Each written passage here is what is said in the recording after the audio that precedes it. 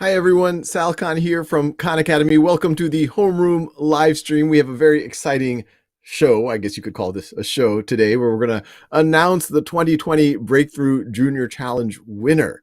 But before we jump into that, I will give my standard announcements. A reminder that we are not for profit. We can only exist through donations from folks like yourself. So if you're in a position to do so, please think about going to khanacademy.org/donate. I also want to give a special shout out to several corporations that have helped us over the years, but especially during COVID, as we were already running at a deficit. Our deficit only increased as more and more folks have become dependent on Khan Academy. So special thanks to Bank of America, Google.org, AT&T, Fastly, and Novartis. And it has helped, but we still have a gap, especially for 2021, and many millions of dollars of gaps. So if you want to continue to have tens of millions or really hundreds of millions of folks being able to keep accessing their potential, please think about making a donation if you are in a position to do so. Last announcement, there's a version of this live stream that you can get as a podcast wherever you typically get your podcasts if you go to Homeroom with Sal, the podcast. And with that, I am excited to introduce our first guest, who is not the surprise guest, but then she will help me introduce the surprise guest, Hillary Andales. Hillary, thanks for joining. Hillary is the 2017 winner of the Breakthrough Junior Challenge. Welcome, Hillary. Hi, Sal. It's really amazing to be here. I'm really honored. No, well, I still remember. I'm one of the judges, and I still remember fondly your entry 3 years ago. Well, I am curious, before we introduce this year's winner, what made you try to win the Breakthrough Junior Challenge? What was kind of your mindset into it, and how has it affected your life since then?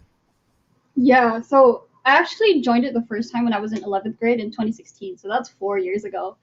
And for me, it was a huge gamble because I knew that the Breakthrough Junior Challenge was a large competition, right? And so I was at first really intimidated because if this was international, then I'm going to be up against all these other really smart high school kids from all over the world. But I just went through it anyway because, like, I always say this, I have this mindset that if you fail, you never really fail, you only learn. And so I carried that mindset with me. So I tried that the first time and I ended up getting the special prize that year, the popular vote. And then I tried again the next year. It was my very last try because I was already 18 at that time. So I was like, okay, I need to put everything into this entry. I need to invest a lot of effort into it. And so it really just, I guess it all worked out. And I did win that year. And this competition has actually changed my life so much. I mean, and even until now, 4 years later, I feel like it's the gift that keeps on giving. It has led me to MIT. It has led me to science communication. It has led me to reach so many people all around the Philippines and the world, and it's just really changed my life so much.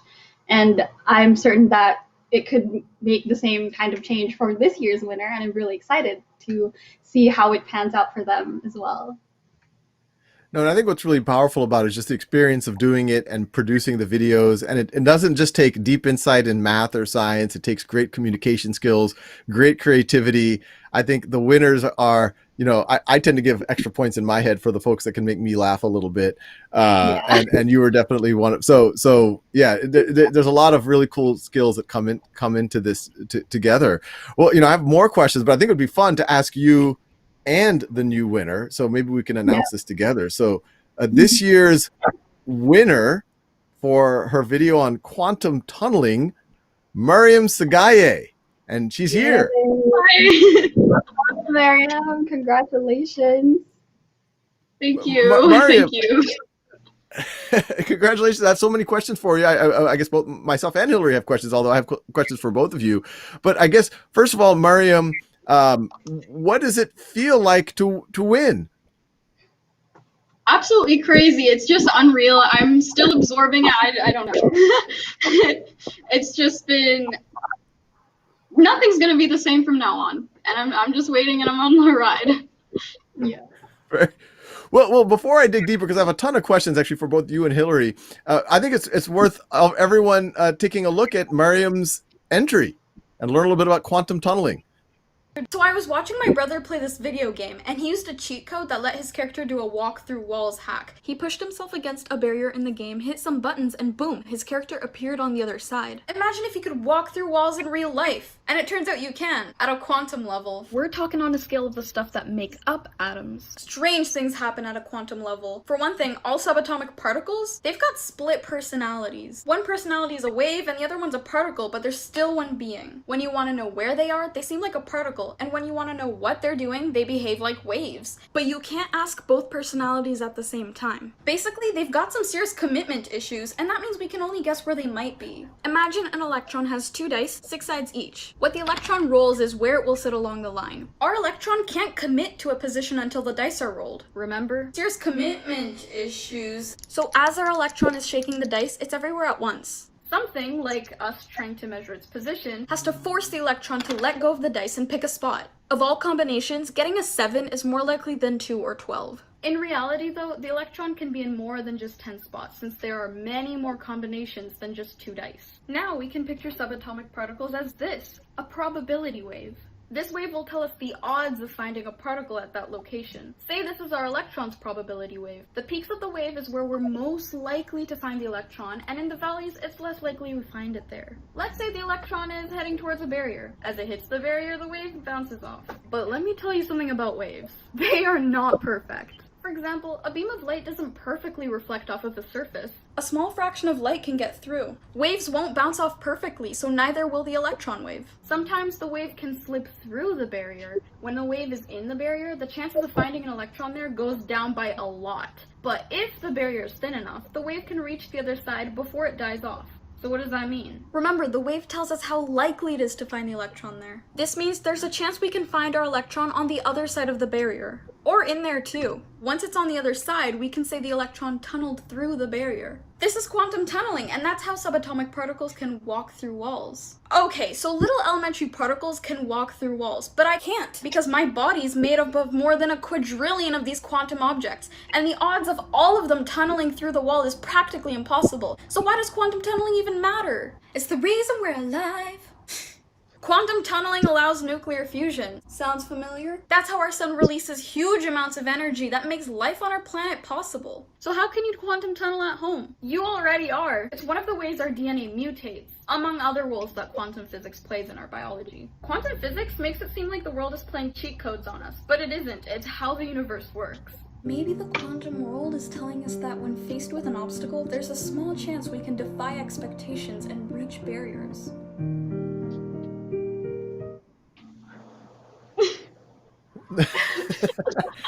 I'm sure you feel. I actually, while rewatching it, I watched it obviously as a judge and really enjoyed it. But I now see a metaphor between quantum tunneling and winning the Breakthrough Junior Challenge. Both of you all have quantum tunneled. Yes. To the other. Mariam, let me ask you, why did you pick quantum tunneling, and kind of what were you thinking as you went through the process? I didn't know what quantum tunneling was, and at first I thought I was going to make my video on entropy, but I was watching a video about entropy, and it was talking about like when the universe reaches its maximum entropy, like quantum tunneling will happen, and the universe will like restart. And I was like, wait, what is quantum tunneling? What do you mean the universe will restart? And I searched it up, and I was like, how have I never heard about this? Because there's a lot of like quantum phenomena that you hear about, but I've never heard of quantum tunneling. And I just kind of went down a rabbit hole of articles and stuff, and I just thought, I can tell a story with this better than entropy. So I went with that. And I'm curious for both of y'all, I mean, start with Mariam and then Hillary. Have y'all done videos before? Have y'all done anything like this before? This was just kind of on a whim. You said, like, yeah, let me have a shot of that, Mariam. Yeah, like at school, we do have like project-based learning things. So like once you learn something, you might like make a video about it or something. We've definitely had video projects before, and I've made a few videos for class. What about you, Hillary? Well, for me, I definitely had zero experience. That's why at first I was really hesitant to join the challenge, because it was making videos. But I actually had experience in making graphic design, because I used to make fan art for this show called Doctor Who. I was so obsessed that I just had to make fan art, and that was when I learned the Exactly what skill of like number is visuals. 10? So She says that's how I it's started. 9.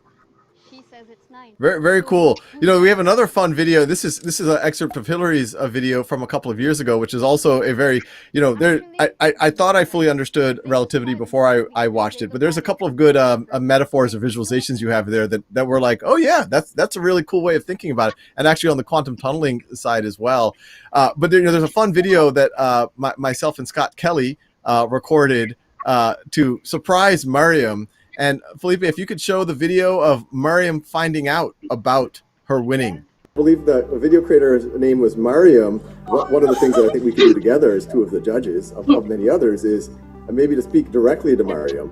And, you know, I just want to let you know, Mariam, you are the winner for this year's Breakthrough Junior Challenge, the $250,000 scholarship, the $100,000 science lab for your school, the $50,000 for your teacher. They are yours. Congratulations.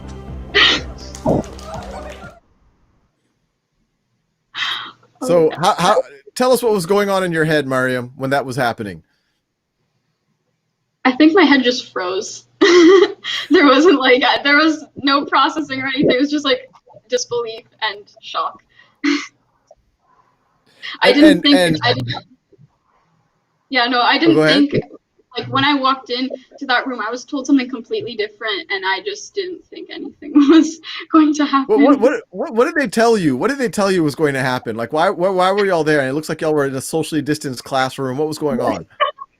Yeah, so we were told that we were coming to school. It was a Friday where we didn't have school, and we were just told like, oh yeah, you're gonna film like this grade 6 video like to advertise our school for 6th graders in town to come, and then they're like, oh actually first Alberta Education wanted to like film some stock footage of kids like reacting to a certain video, and my principal, Mr. Barr, he was just like, oh, it's just I picked this podcast for you guys to like react to, and I was like, oh, okay. And just like completely dismissing all the clues that were happening, like, oh, it's Salcon.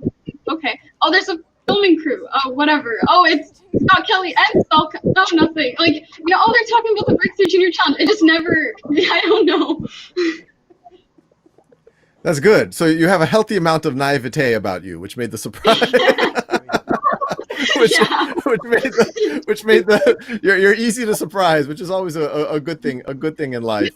Well, you know, Hillary, you at the beginning you talked a little bit about this, but I'd love you to kind of tell Mariam what the world has in store for her. You know, how have you used the scholarship money? What happened with the lab money? What has your teacher done? With the prize money? Yeah, so I mean, your life is never going to be the same after this. And right when I think that I could finally move on from the Breakthrough Junior Challenge, I keep getting new cool things, new opportunities because of the stuff that I did with the Breakthrough Junior Challenge. So it's really amazing. And I mean, of course, it led me to college here at MIT. It's fully free, and it's really amazing to go to school without having to think about money at all. And so I feel really grateful for that. And now that you have that scholarship, you will have that kind of freedom also to pursue your own interests without worrying so much about money. So that's always great. And you will also have so many opportunities to meet cool people. I mean, just at the awarding ceremony. I don't know how that's going to work this year because, I mean, the pandemic, but you will meet so many cool people. And in college, you're going to meet even cooler professors. And then you might even, I don't know, consider doing science communication from now on, because then you're really good at explaining things. So that's like, you have a knack for that. And for me, I kind of capitalized on that after the Breakthrough Junior Challenge. Before the challenge, I was only thinking about doing pure astrophysics, but now I'm also considering science communication and like broader impacts as well. So life is never going to be the same from now on. I'm curious, Mariam, what are you thinking about doing? You are a senior, so you are applying to college right now? Yeah, I am a senior. I'm not entirely sure. I know I want to major in physics and hopefully some kind of program that does have like a more interdisciplinary approach, to science and physics, but I know I will, like in the future, or actually now from now on, want to do science communication. I've always admired science communication. Yeah, well, I think both of y'all could do both. I always feel that if you really understand something, you should be able to explain it, or if you explain it, you should really be able to understand it. So I think they go hand in hand. If it's funny, sometimes when I'm doing research for something on Khan Academy, I'll call a friend who's an expert in the field, and I was like, I have this really, what I think is probably a dumb question. Why does A lead to B? And they're like, that's actually a fundamental question. No one knows. I was like, oh wow, I've touched on an area of research, and I have no doubt that both of y'all are going to do incredible things. And I have so many questions for both Mariam and Hillary. I remind everyone watching, put questions on YouTube and Facebook. I'm going to surface as many of those questions as possible to Mariam and Hillary. Mariam, I got to say, I don't think you're going to have any trouble getting into college. I'm assuming your grades and test scores are decent. If you need a tutor, let me know, although I don't think you do. I mean, technically, you are my tutor, Khan Academy. So. Yes. Yeah. I mean, not to be shameless about it, but both of y'all do cite Khan Academy as playing some role in your lives. I don't want to toot our horn too much, but and I'll also say the part that event that Hillary was referred to is normally it's in November, but because of COVID, I think they're going to delay it to March or whenever, but they're still going to do it. And I have to say, it is the fanciest party that I go to every year. I bought a tuxedo just for that party. It's the only time in the year that I wear a tuxedo, and I go hungry because the food is really good. So I look forward to hopefully seeing y'all there. Oh, that's cool. So let's see. There's a bunch of questions here. Let's see. I mean, there's one from Facebook, which is it feels like just compliment, which is always good to receive. Peter Mastroianni says, outstanding, wonderful communicator. Kudos. Makes an extremely complicated and otherwise seemingly impossible challenging concept understandable. You will inspire and open minds with your work. Applause. So people are loving, and I think that's both of y'all's work has kind of met that bar. Smart Bear 5 from YouTube. Hillary and Mariam, what are your future plans? You've touched on it a little bit. I mean, maybe I'll start with you, Hillary. Hillary, are you a physics major, or what are you majoring in? Yeah, currently I'm a physics major here at MIT. I also do research, and during the weekends I also do science communication talks in the Philippines. So I'm kind of been doing both hand in hand. So that's. Oh wow! So where are you right now? Are you distance learning from the Philippines, or are you in Cambridge?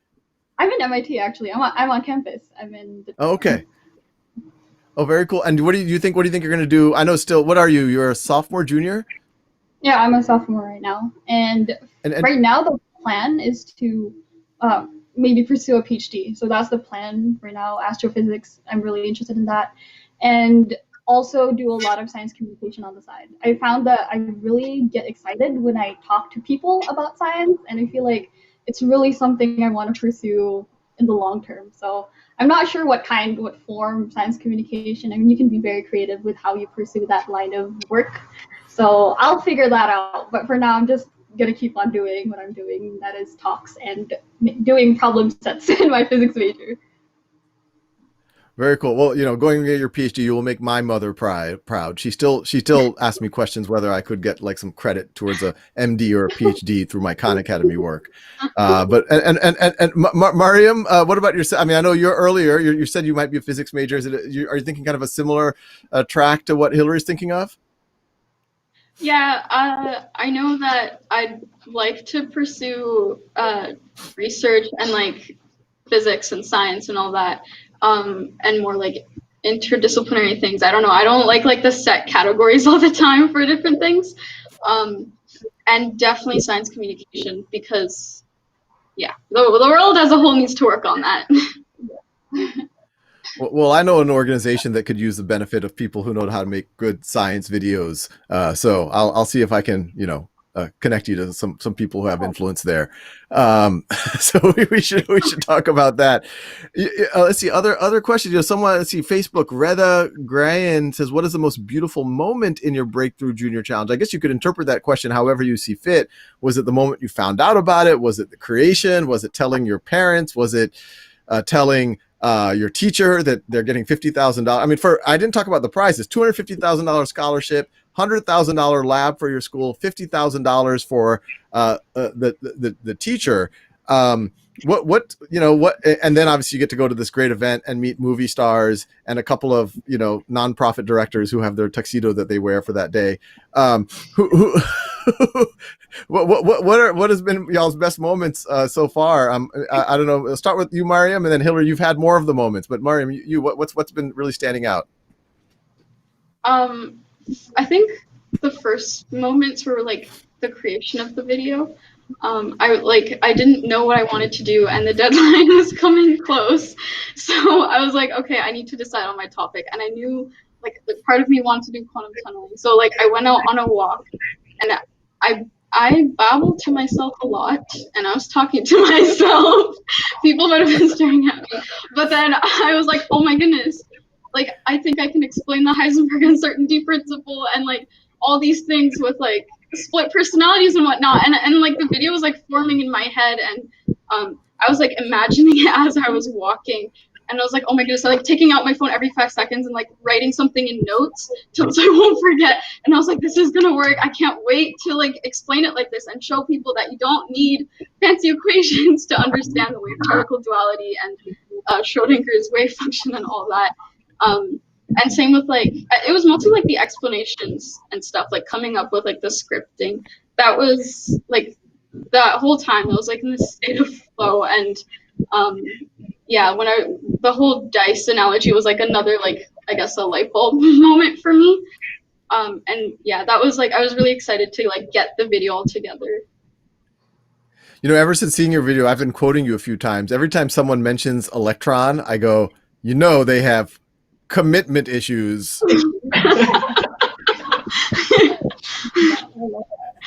That's how I saw it. And Hillary, what about you? What are the moments that have really stuck out for you? Yeah, for me, I mean, yeah, as you said earlier, I've had more of those moments than Mariam because it's been a while. But one thing that stuck out to me was my acceptance speech. It was a really nerve-wracking moment. I wrote my acceptance speech on the plane ride on the way to California. So I really like poured my heart out for that really short acceptance speech, and I was really happy that I got to say that in front of the world, and it was live streamed and all of that. And it was a really amazing moment for me. It's like winning the Oscars, but in science and for high school students. So that was really for me. And another thing that stuck out to me was when I talked to a bunch of elementary school kids in the Philippines. So I had gotten invited to that event. It was a very impromptu event, and one of the organizers of that heard that I had won the challenge, and they invited me to talk to all these kids. They were really tiny, and they were 4th grade to 6th grade, and they were also energetic, and I talked to them about science and about the Hubble Space Telescope and all of these cool things, and they were just so energetic. They had so many questions, and I feel like it was at that moment when I really realized that talking to people about science is really exciting to me, and I really find so much meaning in it. So that's really when I decided that I also wanted to do communication aside from just pure physics. So yeah. Yeah, no, absolutely. And you mentioned it's kind of like the Oscars, and Yuri Milner, who's really the driving force behind the Breakthrough Junior Challenge. That was his whole intent, which is we celebrate people in music and movies, but really there are people like changing the frontiers of science and mathematics that are doing things that are, I like movie stars too, but that are doing things that are going to change humanity and benefit humanity. They need to be awarded the same way. And also young people who can communicate science, which will, when you communicate science, that's how I always think about my job at Khan Academy. I do still secretly hope that I might be able to like create some new math theorem or find some new particle or something. But I also like to think that by communicating the science, that there's going to be folks like y'all, millions of them, and one of y'all are going to figure out how to, travel at warp speed or, solve climate change or cure cancer. And so I think that's the real power of science communication, which both of y'all are already on a fast track. Maybe one final question for both of you. What advice would you have for a young person like yourself a year or 2 or 3 years ago who's like, well, yeah, I think I could do it, but gee, it's so hard. A lot of your doubts that y'all had. maybe start with you, Hillary. What advice would you have for someone who is thinking about it, or maybe is a little bit afraid to throw their hat in the ring? Yeah, so my first advice would be to just not be afraid. I always say this, and I said this earlier. When you fail, you don't really fail, you only learn.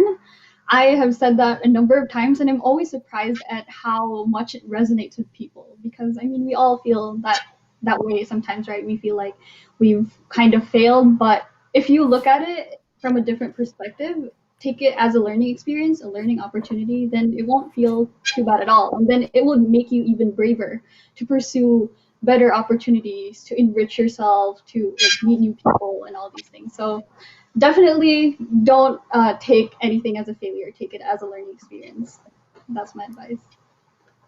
And what about you, Mario?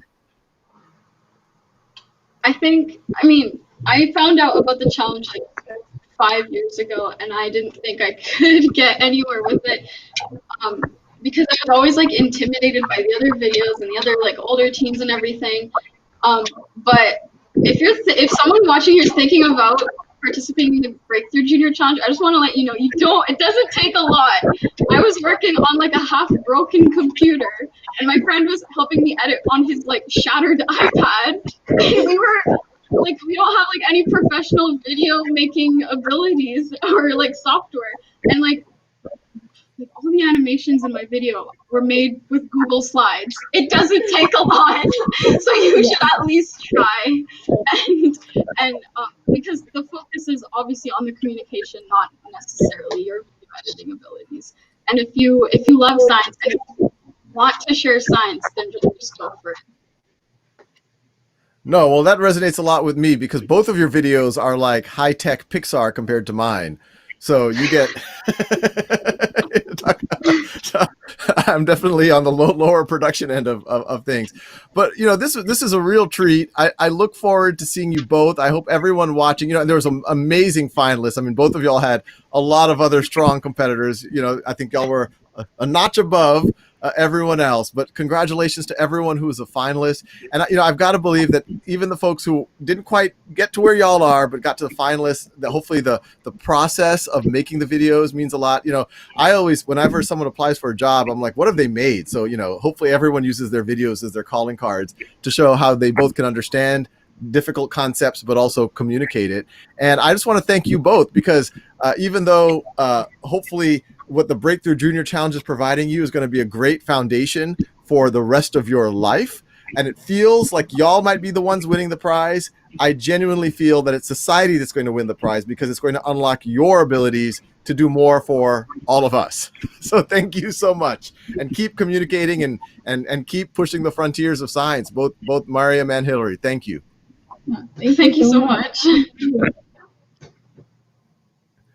Well, thanks everyone for joining. You know, I really encourage you to look at, we saw Mariam's video, rewatch it. It is actually probably the best explanation of quantum tunneling you can find. I also encourage you to watch Hillary's video, probably the best explanation of relativity you can find. And also look at the other Breakthrough Junior Challenge winners over the last several years, and actually the finalists. A lot of really great concepts. I'm watching them with my kids. It's probably the best way to expose yourself to some concepts in math and science that most folks think are beyond them, but really, really aren't. So take a look at it. And thanks for joining today. And I look forward to seeing. I'm fighting the sun. The sun shows up at around this time of day in my closet. But I look forward to seeing y'all at the next Homeroom with Sal. Thanks for joining us today. And yes, we'll have the head of Teach for America, Elisa Villanueva Beard, to discuss on Wednesday. So see y'all then.